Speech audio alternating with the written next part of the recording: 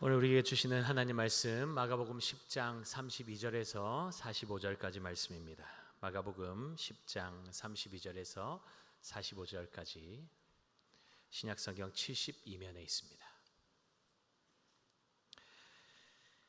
마가복음 10장 32절부터 45절까지 말씀 교독하겠습니다. 제가 먼저 읽고 마지막 절 함께 읽겠습니다. 예루살렘으로 올라가는 길에 예수께서 그들 앞에 서서 가시는데 그들이 놀라고 따르는 자들은 두려워하더라. 이에 다시 12 제자를 데리시고 자기가 당할 일을 말씀하여 이르시되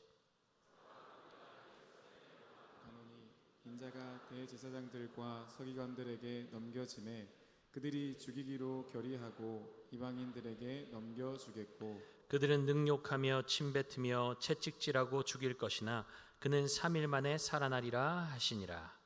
세베대의 아들 야고보와 요한이 주께 나와 여짜오되 선생님이여 무엇이든지 우리가 구하는 바를 우리에게 하여 주시기를 원하옵나이다. 이르시되 너희에게 무엇을 하여 주기를 원하느냐. 여짜오되 주의 영광 중에서 우리를 하나는 주의 우편에 하나는 좌편에 앉게 하여 주옵소서. 예수께서 이르시되 너희는 너희가 구하는 것을 알지 못하는도다. 내가 마시는 잔을 너희가 마실 수 있으며 내가 받는 세례를 너희가 받을 수 있느냐. 그들이 말하되 할 수 있나이다.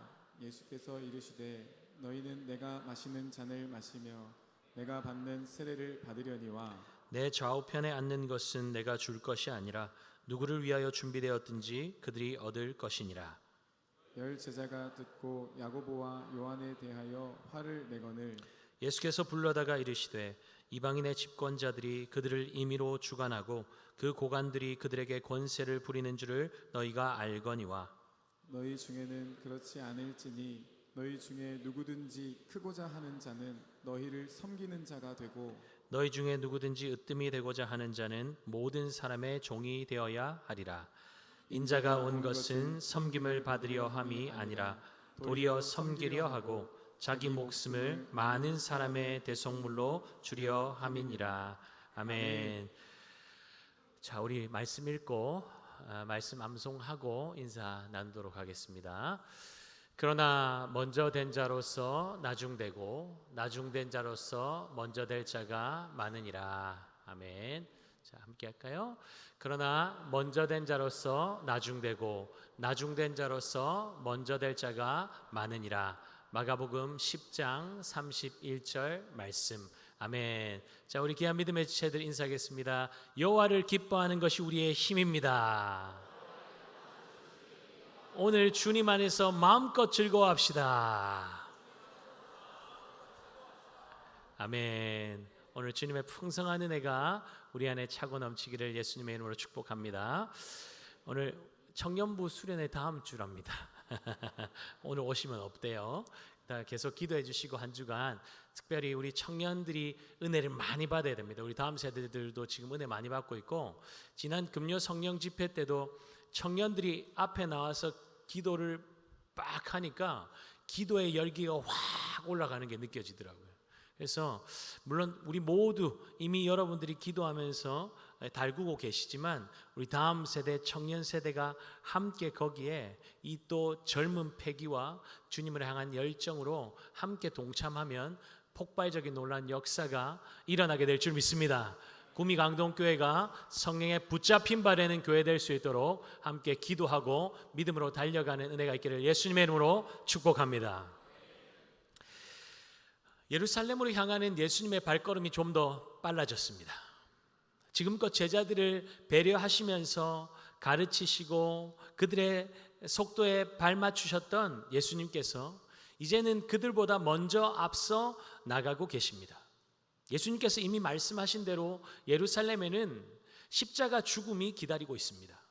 그럼에도 예수님은 형장으로 향하는 죄수처럼 억지로 마지못해 끌려가시는 것이 아니라 십자가 고난과 죽음 뒤에 나타날 아버지의 영광을 바라보시면서 당당하게 힘있게 제자를 앞서 나가고 계신 것입니다. 예수님은 자신이 받을 고난과 죽음에 대해서 제자들에게 다시 말씀하고 계시죠. 33절 34절 제가 읽겠습니다. 보라, 우리가 예루살렘에 올라가노니 인자가 대제사장들과 서기관들에게 넘겨지매 그들이 죽이기로 결의하고 이방인들에게 넘겨주겠고 그들은 능욕하며 침뱉으며 채찍질하고 죽일 것이나 그는 3일 만에 살아나리라 하시니라. 이미 2번이나 말씀하셨으니 이번이 3번째입니다. 그런데 너무나 충격적인 사실은 무엇입니까? 제자들이 예수님의 말씀을 전혀 이해하지 못하고 있다는 것이죠. 제자들의 수준이 낮아서일까요? 제대로 배우지 못했기 때문입니까? 그렇지 않죠. 그들의 마음과 생각이 이미 다른 것에 장악당해 있었기 때문입니다. 마음이 다른 곳을 향하고 있으니 주님의 말씀이 제대로 들리지도 않고 이해되지도 않았던 것이죠. 이것이 바로 당시 종교 지도자들의 모습 아니었습니까? 자신들이 고대하며 설정해 두었던 메시아의 기준에 예수님이 부합하지 않으니까 예수님을 배척해버렸죠. 예수님의 오심으로 임한 하나님 나라가 어떠한 것인지를 그들에게 가르쳐 주시고 보여주셔도 그들은 절대로 받아들이지 않았습니다. 그러니 그들은 하나님 나라의 외인으로 남을 수밖에 없었던 것 아닙니까? 제자들도 엉뚱한 메시아관에 사로잡혀서 예수님과 전혀 다른 꿈을 꾸면서 예루살렘으로 예수님과 향하고 있었던 것입니다. 그들이 그리는 큰 그림 속에 십자가에서 고난당하고 죽임당하는 예수님은 없었습니다. 예루살렘에 당도하는 순간 로마를 무너뜨리고 유대 나라를 정치적으로 해방시키시고 더욱 견고한 나라로 세우실 절대 권력자로서의 예수님만 그들은 기대하고 있었습니다. 왜 그런 예수님을 기대합니까? 예수님을 통해 자신들에게 주어질 영광 때문이겠지요. 세베대의 아들 야고보와 요한의 말을 한번 볼까요? 35절입니다. 세베대의 아들 야고보와 요한이 주께 나와 여짜오되 선생님이여 무엇이든지 우리가 구하는 바를 우리에게 하여 주시기를 원하옵나이다. 그들이 원하는 게 무엇이었습니까? 37절이죠. 여짜오되 주의 영광 중에서 우리를 하나는 주의 우편에 하나는 좌편에 앉게 하여 주옵소서. 주님이 바라보시는 영광과 제자들이 꿈꾸고 있는 영광이 얼마나 다릅니까? 주님은 고난 없는 세상의 영광을 구하는 제자들에게 내가 마시는 잔을 너희가 마실 수 있겠느냐, 내가 받는 세례를 너희가 받을 수 있겠느냐 질문하십니다. 다 죽을지도 모르고 화려한 불빛을 향해서 달려드는 불나방처럼 세상의 영광에 눈이 멀어서 그것만 가질 수 있다면 어떤 일도 다 감수할 수 있다고 달려들고 있는 제자들의 무모함을 바라보시는 예수님의 마음은 어떠했을까요? 사실 제자들의 모습이 바로 우리의 모습 아닙니까? 나중 일은 모르겠고 일단 지금 내 앞에 가로막고 있는 이 문제만 해결해 주시면 무엇이든지 다 하겠습니다. 얼마나 주님께 공수표를 많이 날립니까? 일단 우리 자녀 좋은 대학, 좋은 직장만 들어가고 나면 예배도 잘 드리게 하고 봉사도 하게 하겠다고. 그러니 입시 때만큼은 교회 빠지는 것 양해해달라고. 지금은 가게가 자리 잡고 있는 중이니까 안정되면 주일 예배 잘 드리겠다고. 그렇게 한 달, 2달, 1년이 지나가고 혹 내가 원하고 기대하는 만큼 이루어졌다고 할지라도 과연 그동안 주님 대신에 채우고 붙들었던 것들이 그때가 되면 다 정리가 되고 주님 우선순위로 살 수 있을까요? 한 2달만 예배 소홀히 해보십시오. 주님은 내 삶에 잊혀진 존재가 되어 있을 가능성이 아주 높습니다. 한두 달도 그러한데 1년이면 어떻겠습니까?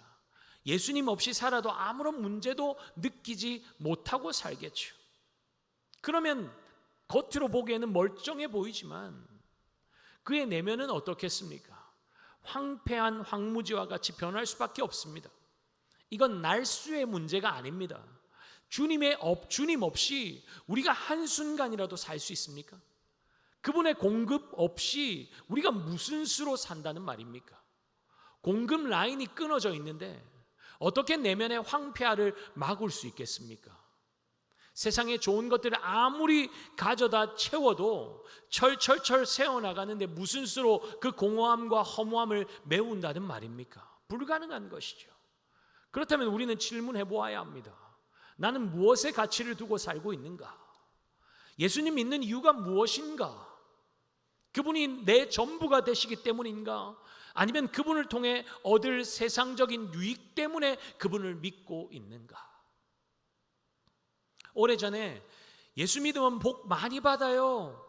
자녀들도 잘 되고 성공하고요. 돈도 잘 벌게 되고요. 하는 일마다 잘 되는 복을 받아요. 이렇게 전도하는 분들이 많았고, 강단에서도 그런 말씀 전하는 것을 많이 들어보지 않았습니까? 사실 이런 번영 신학이 성도들의 삶을 기복적 신앙으로 이끄는데 일조를 했습니다. 예수님이 우리의 존재 자체가 되는 것이 아니라 우리 삶의 성공을 위한 도구로 전락해버린 것이죠. 지금은 그렇게 드러내놓고 예수 믿으면 무조건 다 잘 된다고 하는 분은 많이 없지만, 우리 마음속 깊은 곳에 그러한 생각들이 교묘하게 자리 잡고 있다는 것을 우리도 인정하는 바가 아닙니까? 예수님 잘 믿었는데 왜 나에게 이런 일이 일어납니까? 내가 그렇게 믿음을 지켰는데, 예수와 복음을 위해서 이렇게 헌신했는데 고작 이것뿐입니까? 왜 더 나아지는 것이 아니라 더 나빠집니까? 차라리 예수 안 믿을 때가 더 문제 없었는데, 평안했었던 것 같은데, 문제 앞에서 이런 불평과 원망이 우리의 목구멍까지 차오를 때가 있지 않습니까? 그런데 주님은 우리에게 예수 믿으면 고난 면제해 주겠다는 약속을 주신 적이 없죠. 예수와 복음을 위해서 버리면 현세 100배의 복을 주시겠다고 약속하시지만, 동시에 박해도 겸하여 받을 것이라고 말씀하시지 않았습니까? 우리는 복이라는 단어를 들을 때 항상 연결시키는 것이 물질, 성공, 명예, 권력, 건강, 다 이런 지극히 세상적인 것들과 연관 짓지 않습니까? 물론 세상을 사는데 필요한 것들이 맞죠. 그런데 예수와 복음을 위해서 산다고 말하면서 이러한 것들이 우리의 삶의 목적이 되어 있다면 그건 분명히 문제가 있다는 것입니다. 예수와 복음을 위해 사는데 이런 것들이 어떻게 내 삶의 목적이 될 수 있겠습니까? 그것은 예수와 복음을 위해 사는 것이 아니라 세상을 위해 사는 삶인 것이죠. 세상의 것들을 예수를 통해 가지기 위해서 예수와 복음을 위해 사는 척 하는 것일 뿐이죠. 예수님과 함께 길을 걸어가는 것이 너무나 중요하지만 더욱 중요한 것은 무엇일까요? 마음도 함께 주님과 가는 것 아니겠습니까? 예배 드리기 위해 이 자리에 앉는 것 중요하지만, 교회로 나아오는 것 중요하지만, 더욱더 중요한 것은 우리의 마음과 시선과 생각이 다른 것이 아니라 주님을 향하는 것이 더 중요한 것 아니겠습니까? 제자들이 야고보와 요한을 향해 화를 내고 있는데, 여러분 그 이유가 무엇 때문일 것 같습니까? 여러분이 제자들의 자리에 한번 스스로를 세워보시고 한번 질문해 보실까요? 예수님께서 영광을 받으실 때 주님의 그 보좌 좌우편 자리에 앉게 해달라고 부탁하는 야고보와 요한에게 나는 왜 이렇게 화가 나 있을까요? 예수님이 십자가 순환에 대해서 그렇게 말씀해 주셨는데 지금 십자가로 향하는 이 길목에서 어떻게 그런 철없는 소리를 할 수 있냐고, 어쩌면 그렇게 자기밖에 모르는 이기적인 사람이냐고, 어떻게 그렇게 무심할 수 있냐고, 그런 이유 때문에 화가 납니까? 아니면 너희만 그런 영광 받을 자격이 있냐? 너희만 그런 영광스러운 자리에 앉아야 하냐? 나는 자격이 없냐? 나도 예수님 위해서 다 버렸는데 나는 입이 없어서 그런 말 안 한 줄 아냐? 그런 마음 때문에 열이 받을 것 같습니까? 아마도 후자 아닐까요? 여러분은 아니라 하실지 모르겠지만 저는 그럴 것 같아요. 이럴 줄 알았으면 내가 먼저 말할 걸. 그럼 그 영광스러운 자리에 내가 앉을 텐데, 기회를 놓쳐버린 것에 대해서 화가 나고 기회를 먼저 잡은 그 사람들이 너무나 얄밉고 그럴 것 같습니다. 예수님을 통해 한 자리 잡아보겠다는 마음 때문 아니겠습니까? 그 마음을 숨긴 채 예수님과 함께 예루살렘으로 향하는 제자들의 마음은 주님이 아니라 세상으로 향해 있고 세상의 욕심으로 가득 채워져 있습니다. 사랑하는 여러분, 예수 그리스도의 십자가 사랑과 은혜가 우리의 삶을 채우는 것을 방해하는 것들은 무엇입니까? 세상을 향한 마음 아닙니까? 그러니 주님 뭐라고 말씀하시죠? 요한일서 2장 15절 함께 볼까요? 이 세상이나 세상에 있는 것들을 사랑하지 말라. 누구든지 세상을 사랑하면 아버지의 사랑이 그 안에 있지 아니하니 누구든지 세상을 사랑하면 아버지의 사랑이 그 안에 있지 아니하다고 분명하게 말씀하고 있습니다. 왜 세상을 사랑하지 말아야 할까요? 세상과 하나님을 동시에 사랑할 수 없기 때문입니다. 세상을 사랑하는 마음이 우리 마음에 자리 잡고 있으면 아버지의 사랑이 거할 곳이 없어요. 그 사랑이 밀려나가는 거예요. 우리는 둘 다 사랑하고 싶어 하죠. 둘 다 적절하게 조율할 수 있다고 자신합니다. 그러나 그게 됩니까? 하나를 잡으면 놓치는 게 당연한 것 아닙니까? 우리 하나님은 무엇보다도 우리에게 전심을 요구하시는 분이십니다. 우리를 사랑하사 자신의 생명까지도 아낌없이 다 내어주신 분이 우리 아버지 하나님이실진데 어찌 사랑을 양보할 수 있다는 말입니까? 나에게 50%만 줘. 50%는 다른 것 향해도 돼. 양보할 수 없는 것이죠. 주님께 예배드리는 시간. 여러분, 주님께 예배드리는 이 시간, 주님을 사랑하면 우리의 온 마음이 주님을 향하게 될 줄 믿습니다. 그러나 세상을 향한 마음이 우리 안에 가득해 있으면 주님의 사랑이 우리 안에 거할 수 없게 된다는 사실을 기억하시기 바랍니다. 여러분, 주님 사랑하세요? 주님 사랑하세요? 세상을 향한 우리의 마음이, 주님 사랑하는 마음이 더하여질수록 식어지고 있습니까? 아니면 세상을 향한 갈망이 점점 더 더해지고 있습니까? 주님께 예배드리는 이 시간, 세상을 향한 갈망은 식어지고 주님 사랑하는 마음이 더하여지는 은혜가 있기를 예수님의 이름으로 축복합니다. 예수님과 함께 걸어가고 있지만 그 마음은 끊임없이 세상의 권력을 탐하는 제자들을 보시며 예수님의 마음은 너무나 답답하고 아팠을 것 같습니다. 늘 주님보다 내 자신이 앞서는 제 자신을 보는 때도 참 실망스럽고 안타까운데 그 제자들을 보는 주님의 마음은 오죽하셨을까요? 그럼에도 주님은 포기하지 않으시고 또 그들을 가르치고 계시죠. 42절 함께 봅니다. 예수께서 불러다가 이르시되 이방인의 집권자들이 그들을 임의로 주관하고 그 고관들이 그들에게 권세를 부리는 줄을 너희가 알거니와. 예수님은 세상 나라의 특징을 말씀하고 계십니다.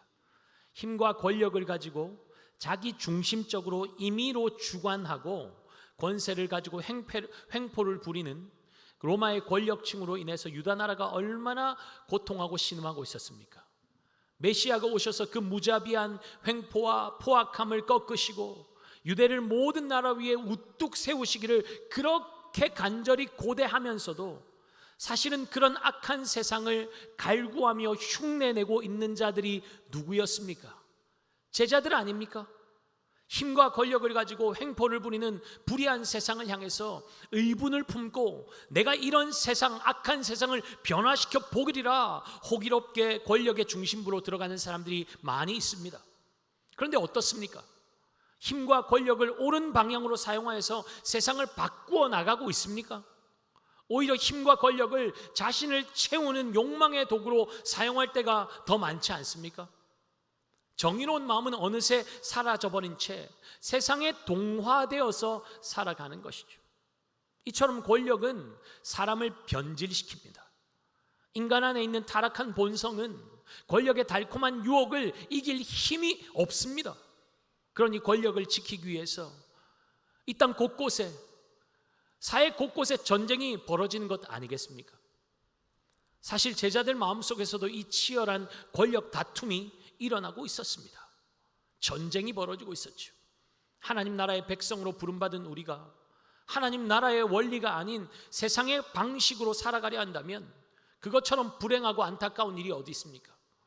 단언컨대 세상의 방식으로는 결코 하나님 나라의 만족과 기쁨과 평안을 누릴 수 없습니다. 세상을 변혁시키겠다는 고결한 호기조차 권력을 쥐는 순간 그 힘에 지배당하고 변질되는 것이 인간의 한계입니다. 예수님은 이처럼 허망한 세상 나라의 실상을 꿰뚫어 보시면서 완전히 새로운 하나님 나라의 통치 원리를 선포하고 계십니다. 43절, 44절 절입니다. 함께 읽겠습니다. 너희 중에는 그렇지 않을지니 너희 중에 누구든지 크고자 하는 자는 너희를 섬기는 자가 되고 너희 중에 누구든지 으뜸이 되고자 하는 자는 모든 사람의 종이 되어야 하리라. 아멘. 하나님 나라를 세상 가운데 드러내야 할 제자의 삶이 어떠하다는 것입니까? 크고자 하면 높이 올라가는 것이 아니라 오히려 섬기는 자리로 내려가야 하고, 으뜸이 되고자 하면 모든 사람의 종이 되어야 한다는 것입니다. 세상과 완전히 상반되는 원리죠. 여러분, 그것이 바로 십자가 아닙니까? 십자가는 철저하게 내려가는 자리입니다. 올라가는 자리가 아니에요. 하나님이신 그분이 하늘 영광을, 보좌를 다 버리시고 죄로 가득한 이 세상에 오셨습니다.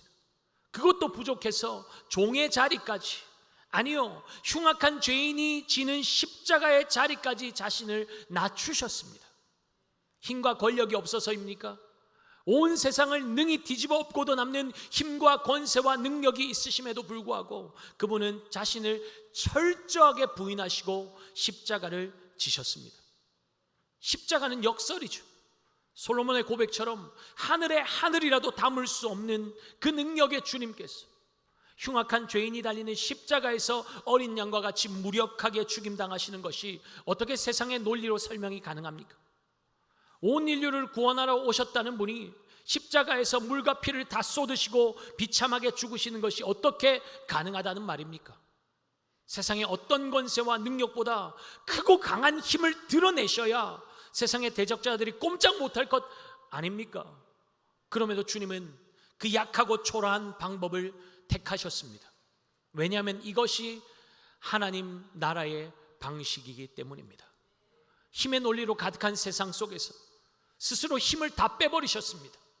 상상수훈에서 가르치셨던 것처럼 빼앗고 갈취하는 자들에게 자신의 겉옷과 속옷까지도 내어주실 뿐만 아니라 생명까지도 내어주셨습니다. 다 내어주셨죠. 그런데 다 내어주셨기 때문에 정말 다 잃어버리셨습니까? 사흘 만에 다시 살아나심으로 결국 죄와 사망으로 죽었던 우리를 찾아내시지 않았습니까? 이것이 바로 십자가라는 것입니다. 예수님은 그것을 가르치는 것만으로 그치지 않으시죠. 제자들에게 섬기는 자가 되라, 종이 되어라 명령만 하시는 것이 아니라 예수님 자신이 제자들 앞서 그 섬김의 길로 걸어가고 계신 것입니다. 45절이죠. 함께 읽겠습니다. 인자가 온 것은 섬김을 받으려 함이 아니라 도리어 섬기려 하고 자기 목숨을 많은 사람의 대속물로 주려 함이니라. 예수님은 왜 자신을 인자라고 부르십니까? 인자라는 단어는 본래 다니엘서에 기록된 것처럼 영광의 왕, 하늘의 권세를 가지신 메시아를 가리킬 때 주로 사용되었던 단어입니다.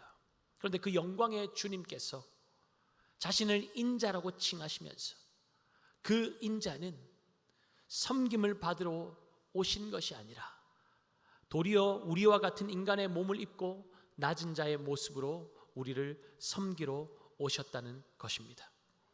하나님이신 그분이 죽으실 수 없기에 죄 없는 참 인간의 몸을 입으시고 이 땅에 오셔서 우리 대신 피 흘리어 죽으셨습니다.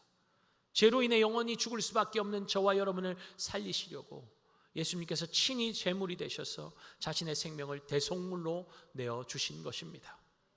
예수님의 삶은 희생과 섬김의 삶이었습니다. 주님의 사랑은 기꺼이의 사랑 아닙니까? 사랑하니까 헌신해라 라고 말씀하시지 않습니다. 그런데 우리는 주님께 우리의 헌신을 알아달라고 내세울 때가 얼마나 많습니까? 저 집사님, 저 권사님보다 내가 주님께 못한 게 뭡니까? 그런데 어떻게 나에게는 이런 보상도 안 해줄 수가 있냐고 원망할 때가 있지 않습니까? 주님은 이미 우리에게 모든 것을 다 내어주셨는데 아직도 더 섬겨달라며 어린아이처럼 누워서 뒹굴며 떼를 쓰고 있지는 않습니까? 어린아이 시절에 부모님의 섬김 또는 누군가의 대가를 바라지 않는 섬김을 받지 않고 자란 사람이 어디 있습니까? 섬김을 받고 자랐다면 섬기는 자리로 가는 것이 너무나 당연한 일 아니겠어요? 그런데 몸이 다 자랐는데 장성했는데 끊임없이 누워서 땡깡 부리며 섬김을 요구하고 있다면 그건 문제가 있는 것이죠. 신앙생활도 마찬가지 아닙니까?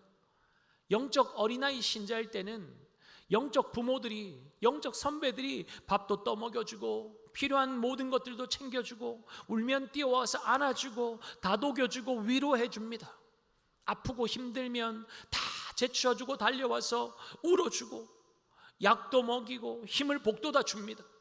그렇게 사랑을 먹으며 주님의 사랑이 어떠한지를 믿음의 선배들을 통해서 배워가죠. 그런데 이제는 누군가를 돌보고 믿음으로 양육하며 세우는 섬김의 자리에 서야 할 때가 되었는데도 여전히 왜 나는 아무도 돌봐주지 않냐고, 왜 아무도 나를 섬겨주지 않냐고 쓴마음을 가지고 품고 살고 있다면 하나님 나라에서 얼마나 큰 낭비입니까? 물론 힘들고 어려울 때는 지체들이 서로를 돌아보고 격려하고 섬기는 것이 마땅합니다. 그러나 누가 좀 나만 바라봐주고 나만 섬겨주고 이 바람이 성장하고 섬겨야 할 때가 되었는데도 지속되고 있다면 그것은 문제라는 것입니다. 부모가 매일 어린 자녀들의 위로와 격려와 섬김만 요구하고 바라고 있다면 그것이 정말 문제인 것처럼 말입니다. 영적 성인이 되었음에도 여전히 섬김만 바라고 있다면 섬김의 진짜 맛을 보지 못했기 때문일 것입니다. 한 영혼을 섬길 때, 그를 위해 나의 시간과 물질과 마음과 사랑을 내어줄 때 잃어버리는 것이 아니라, 빼앗기는 것이 아니라 더 풍성한 기쁨과 만족으로 돌아오는 것을 경험해 본 성도는 영혼 섬김의 자리를 절대로 포기하지 않습니다. 한 영혼이 주님을 만나고 주님 앞에 믿음의 사람으로 건강하게 세워져 가고 자라가는 것을 보는 기쁨, 또 그 영혼이 장성하여서 또 다른 영혼을 섬기고 세우는 자리로 나아가는 것을 볼 때 그것만큼 우리에게 감사한 일이 어디 있습니까? 그 영혼을 세우기 위해서 울며 씨름한 시간들, 끊임없이 내어주어도 마음을 아프게 하는 그 영혼을 품고 가슴앓이 했던 시간들은 우리를 무너뜨린 것이 아니라 우리를 더 넓은 품을 가진 영적인 아비와 어미로 더 견고하게 세워주지 않았습니까? 그런데 한 영혼을 품어내는 시간을 거치지 않고 섬김만 받기만 한 사람은 어떻겠습니까? 만족함이 없습니다. 그러니 끊임없이 내 것만 챙기며 섬김을 요구하는 유아기적 삶에 머물러 있는 것이죠. 주님이 이미 나에게 주신 것들을 가지고 흘려보내고 누군가를 부욕해 하고 세우는 풍요로움을 맛보지 못했으니 늘 허기진 심령을 안고 사는 것이죠. 교회도 마찬가지 아닙니까? 영혼을 섬기는 맛을 보지 못한 성도들이 교회 안에 넘쳐나면 그 교회는 늘 나 좀 바라봐줘요, 나 좀 채워줘요, 나 좀 섬겨줘요 우는 성도들 젖병 물려주기에 바쁠 것입니다. 목회자 역시 자기 안 알아봐준다고, 안 섬겨준다고 서운해하는 성도들 찾아다니면서 마음 달래고 위로해준다고 거기에 시간과 에너지를 다 빼앗겨버리겠죠. 그러나 주님의 섬김의 초청 앞에 반응하는 성도들이 교회 안에 늘어나기 시작하면 교회는 하나님 나라의 기쁨과 만족이 충만하게 차고 흘러넘치게 되는 줄 믿습니다. 믿음의 지체들이 영적인 아비와 어미로 서서 연약한 성도들을 돌보고 함께 손잡고 은혜의 자리로 나오고 함께 말씀을 받고 받은 은혜를 나누고 기도하며 섬김의 자리로 나아간다면 공동체 안에는 복된 생명의 선순환이 일어나게 될 것입니다. 영적으로 어린아이와 같았던 지체들이 우리가 쏟은 사랑과 기도와 섬김으로 건강하게 자라가는 모습을 보는 것만으로도 얼마나 행복함이 넘칩니까? 그러면 그 행복이 우리 안에만 머물러 있겠습니까? 주님 안에서 누리는 섬김의 기쁨을 아는 자들은 어디를 가도 티가 나게 되어 있습니다. 주님의 사랑이 그들이 가는 곳곳마다 그들의 섬김을 통해 그곳에 흘러 들어갈 것이기 때문입니다. 사랑하는 여러분, 우리 공동체 안에 이런 영혼 섬김의 기쁨을 아는 성도들이 많아지는 은혜가 있기를 예수님의 이름으로 축복합니다. 그리고 그 한 사람이 바로 누가 되어야 될까요? 내가 되어야 할 줄 믿습니다. 아멘. 아멘입니까? 아멘으로 받으면 내게 되는 거예요. 노멘하면 못 받아요. 아멘 하셔야 돼요. 아멘입니까? 그 사람이 내가 되기를 원합니까? 섬김의 자리에서 세우는 자로 품고 사랑으로 섬기고 세우는 자로 서기를 원하십니까? 그러면 믿음으로 서셔야 돼요. 그 자리에 앉아서 나만 바라봐줘, 나만 섬겨줘, 그 자리를 박차고 일어나서 섬김의 자리로 나아가야 되는 거예요. 나는 지금 아직 준비가 안 됐어요. 나는 아직 더 채워야 돼요. 그러면 평생 채워도 못 채웁니다. 그러나 내게 이미 주님이 다 주셨다 믿음으로 나아가 섬기기 시작하면 주님의 풍성한 공급이 이어지는 것을 경험하게 될 줄 믿습니다. 지금 우리 교회 안에는 그런 일들이 일어나고 있습니다. 한 영혼을 말씀으로 먹이고 사랑으로 케어하고 세우고 또 세우는 아름다운 역사들이 우리 눈에 보이지는 않지만 교회 곳곳에서 일어나고 있습니다. 그렇다면 우리가 질문해야 할 것은 바로 이것이죠. 나는 한 영혼을 가슴에 품고 기도했던 적이 언제였던가? 나는 지금 영혼을 섬기는 자로 서 있는가? 아니면 누군가 섬겨주기만을 바라고 앉아 있는가? 이 자리에 있는 모든 성도님들은 이미 예수 그리스도의 십자가의 사랑과 대속의 섬김을 받은 자들인 줄 믿습니다. 그 크신 사랑을 받았다면 이제 주님의 마음을 본받아서 높은 곳에 머물러 섬김을 받고 군림하는 삶이 아니라 기꺼이 낮은 섬김의 자리로 내려가 주님 손 붙잡고 영혼들을 살리는 데 쓰임 받아야 할 줄 믿습니다. 그곳에서 주님이 우리를 부르고 계십니다. 낮은 곳으로 내려와라. 나와 함께 섬기자. 나와 함께 가자. 몸만 내려가지 마시고 마음도 함께 주님과 연합하여서 주님이 기뻐하시는 영혼 살리는 일에 섬김의 자리에 서는 저와 여러분 되시기를 바랍니다. 주님 초청하시는 섬김의 자리에서 우리에게 맡겨주신 귀한 영혼들을 예수 그리스도의 사랑으로 강건하게 세우는 데 쓰임받는 우리 구미강동교회 모든 성도들 다 되시기를 예수 그리스도의 이름으로 축복합니다. 우리 다 함께